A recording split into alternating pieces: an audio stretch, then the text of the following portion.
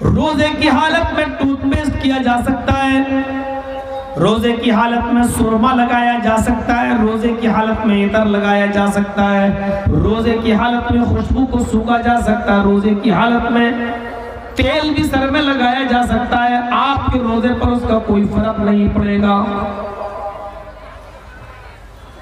Glucose की बोतल आप नहीं चढ़ा सकते। जो बोतल आपको ताकत पहुंचा रही है, आपके जिस्म में तकवीयत दे रही है, वो आप नहीं चढ़वा सकते।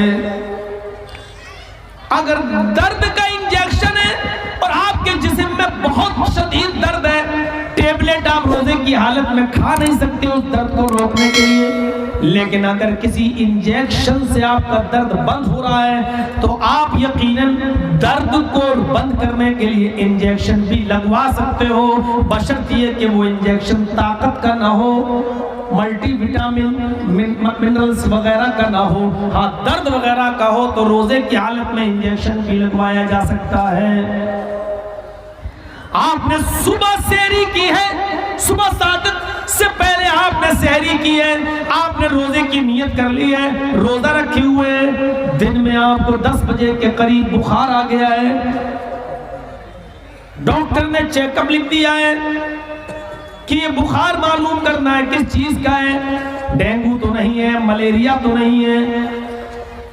आप अगर कमजोरी महसूस कर सकते हैं और रोजा पूरा कर सकते हैं तो कर लीजिए। अगर और ख़ास तौर पे हम मुसलमानों ने रोज़े को इतना सख्त और बना लिया है, थूक भी ना निकलो, रोज़े की हालत में थूक ना निकलो। अब मुंह में थूक जमा हो गया, अब बार बार थूक रहा, थू थू।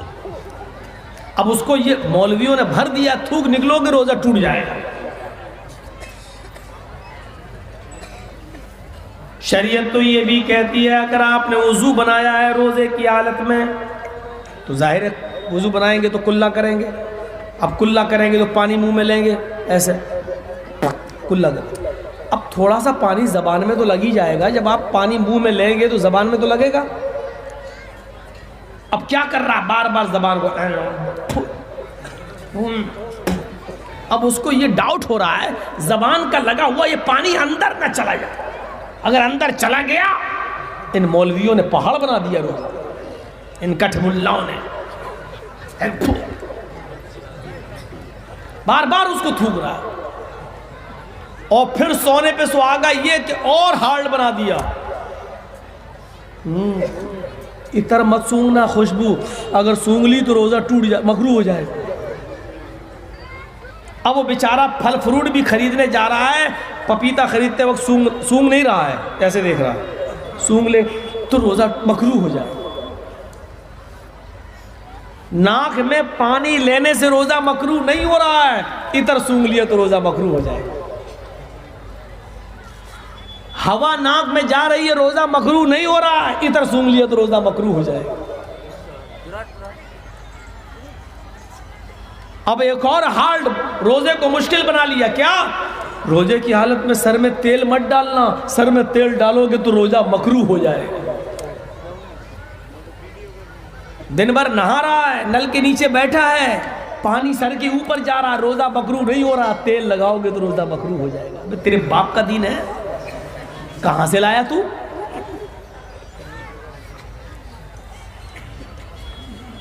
एक और मुश्किल, आंख में सुरमा नहीं लगाना, आंख में सुरमा लगाओगे तो रोजा मकरूह हो जाएगा। ये मौलवियों ने एक नई चीज इजाद कर दी, मकरूह। इतना हार्ड नहीं है। रोजे की हालत में आप टूथपेस्ट भी कर सकते हो, क्योंकि आज मिसवाक की जगह पेस्ट ने ले ली। अब नीम की मिसवाक आप कर रहे हैं, कड़वापन आ रहा है, आप कहीं रोजा मकरूह हो गया। मौलवी, जब नीम की मिसवाक से रोजा मकरूह नहीं होता है तो कॉलगेट करने से रोजा मकरूह कैसे हो जाएगा? कड़वापन आ रहा, आने दो। टेस्ट अलग अलग होते हैं, कोई मीठा होता है, कोई कड़वा। अब नीम का पेस्ट करोगे तो उसमें कड़वापन है, क्लोजअप वगैरह करोगे तो उसमें अच्छी सी महक भी आ रही है। मुझे बताना सिर्फ ये है कि आपके रोजे पर कोई फर्क नहीं पड़ेगा। इतना ही नहीं, रोजे की हालत में सिर्फ एक चीज का एहतियात रखिए, रोजे की हालत में आप नाक में दवा नहीं डाल सकते हो। बस आंख में दवा डाली जा सकती है और कान में भी दवा डाली जा सकती है। हालांकि आंख, नाक, कान तीनों का ताल्लुक एक है, लेकिन नाक में दवा डालने का ताल्लुक डायरेक्ट हलक से है। जैसे आप नाक में दवा डालेंगे उसका कड़वापन फौरन आपके हलक में महसूस होगा। जिसका डायरेक्ट ताल्लुक आपके हलक से है वहां रुकावट हो गई। आप सिर्फ नाक में दवा नहीं डाल सकते हो, लेकिन आंख में दवा डाली जा सकती है और कान में दवा डाली जा सकती है। रोजे की हालत में टूथपेस्ट किया जा सकता है, रोजे की हालत में सुरमा लगाया जा सकता है, रोजे की हालत में इतर लगाया जा सकता है, रोजे की हालत में खुशबू को सूखा जा सकता है, रोजे की हालत में तेल भी सर में लगाया जा सकता है। आपके रोजे पर उसका कोई फर्क नहीं पड़ेगा। ग्लूकोज की बोतल आप नहीं चढ़ा सकते। जो बोतल आपको ताकत पहुंचा रही है, आपके जिस्म में तकवीयत दे रही है, वो आप नहीं चढ़वा सकते। अगर दर्द का इंजेक्शन है और आपके जिस्म में बहुत शदीद दर्द है, टेबलेट आप रोजे की हालत में खा नहीं सकते उस दर्द को रोकने के लिए। लेकिन अगर किसी इंजेक्शन से आपका दर्द बंद हो रहा है तो आप यकीनन दर्द को बंद करने के लिए इंजेक्शन भी लगवा सकते हो, बशर्ते ये कि वो इंजेक्शन ताकत का ना हो, मल्टीविटामिन मिनरल्स वगैरह का ना हो। हाँ, दर्द वगैरह का हो तो रोजे की हालत में इंजेक्शन भी लगवाया जा सकता है। आपने सुबह सहरी की है, सुबह सादत से पहले आपने सहरी की है, आपने रोजे की नियत कर ली है, रोजा रखे हुए हैं, दिन में आपको 10 बजे के करीब बुखार आ गया है,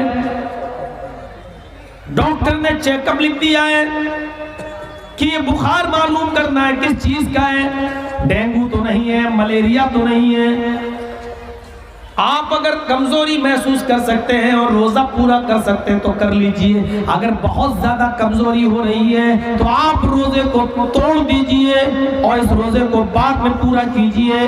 लेकिन आपके अंदर रोजे की ताकत है, हम रख लेंगे, कोई हमें परेशानी नहीं है। थोड़ी बहुत कमजोरी हम बर्दाश्त कर लेंगे तो बेहतर है कि उसको पूरा कर लिया जाए। लेकिन अब डॉक्टर्स ने चेकअप लिख दिए, आपको ब्लड चेक कराना होगा, डेंगू मालूम करना है, मलेरिया मालूम करना है, तो बिला शक व शुबा आप रोजे की हालत में अपने बॉडी से, अपने जिस्म से 2 ml 3 ml ब्लड भी निकलवा सकते हो। आपके रोजे पर कोई फर्क नहीं पड़ेगा।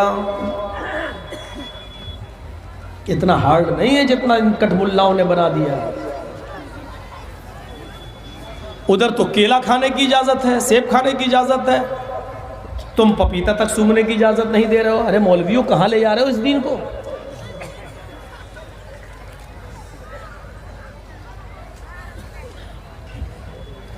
बात थोड़ी सी आगे बढ़ गई। मैं बताना ये चाह रहा था कि रोजा भी उधर है, नमाज भी उधर है, नमाज भी इधर। जब सारे नबियों का दीन एक, हिंदू धर्म में भी जब नबी आया है तो उसका धर्म भी इस्लाम अलग कैसे हो सकता है? कुछ चेंजिंग हो सकती है, कुछ तब्दीलियां हो सकती हैं, तगय्युरात कर मुरूर अय्याम, दिनों के गुजर जाने की वजह से कुछ धूल जम गई है। मैं उसी धूल को हटाने आया हूं। सुनिए, नमाज भी उधर, रोजा भी उधर, नमाज इधर, रोजा भी इधर। और कुरान तो कहता है कि दुनिया के कोई धर्म ऐसा नहीं है जिसके अंदर रोजा ना हो। कुतिबा अलल्लज़ीना मिन क़ब्लिकुम ये रोजे तुम्हारे ऊपर उसी तरह फर्ज किए गए जिस तरह तुमसे पहले के लोगों पर फर्ज थे। यानी मुसलमानों, ये रोजे हमने सिर्फ तुम्हारे ऊपर फर्ज नहीं किए, तुमसे पहले भी उम्मतें आई हैं उन पर भी रोजे फर्ज थे।